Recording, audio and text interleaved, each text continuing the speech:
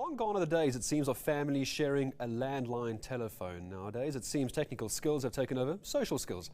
Let's speak to market strategist Clive Simpkins about something called phubbing. It's an act of snubbing someone in a social setting while paying attention to your phone, instead of being cognizant of your surroundings. In fact, Clive actually has his phone with me. He's been busy on that while I've been talking about him. Hello, Clive. Is that phubbing? Is that what this is now? Is you just decided I'm not interesting enough There's anymore, an SMS here. and you're going to go off to it. Where in the world has this started? Now we're nannying each other when it comes to how we use our phones. Good grief. Well, we sat through an entire evening's dinner in a restaurant watching a couple who had come in and sat down, and she had a tablet and he had a phone, and there wasn't a word said between them. And in fact, I wanted to get up at one point and say, are you texting each other? Because there was a sense of, is there any communication going on here?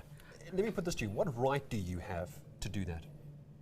You mean to completely ignore somebody else? No, to go to someone and say, why aren't you talking to me? No, I was going to make a little joke of it, of course, yeah. But some people are taking this very seriously. Oh, There's yeah. Facebook pages being started up, there's groups at universities. People are quite angry about this, but the question being asked is, what right do I have to tell you to put your phone down in a social setting? Do what you want. You don't have a right, and neither do I. What a lot of women are doing when they go to girls' teas, for example, is they all put the mobile phones down in a pile in the middle of the table, and whichever one gets picked up first, there's a fine involved. That person picks up the tab. So it's become a bit of a joke, but at the same time it's saying, take this seriously, this is really, really poor etiquette.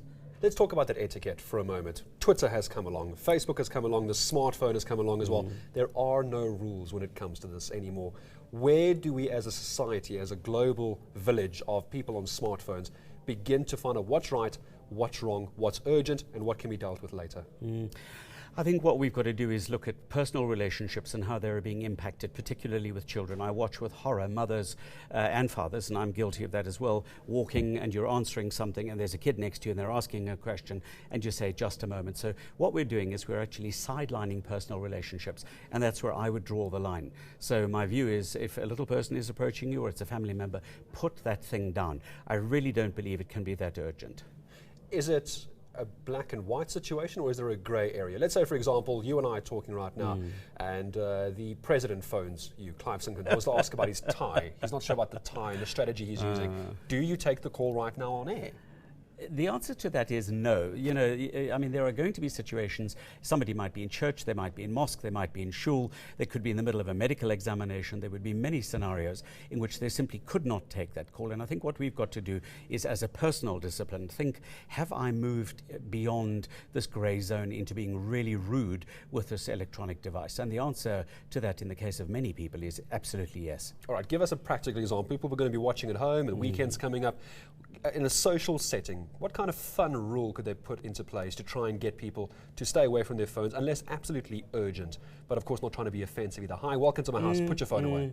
What I've started doing is saying to people, for example, I am expecting a call or I'm expecting a piece of information to come through, so I may have to take that, and immediately I've taken that, I would then switch the phone off. So the light and frivolous approach to that would be for guests. Are you expecting an urgent call? No, you're not. Then would you like to put the phone off? Because we're all putting our phones off.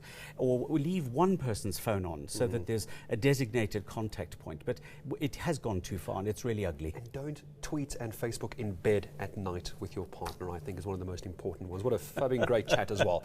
Clive Simpkins joining us, market strategist. Always a pleasure having him in. Your phone's ringing, Clive. You can go grab that. Thank you, Gary. Sport and weather next. News that moves. enca.com.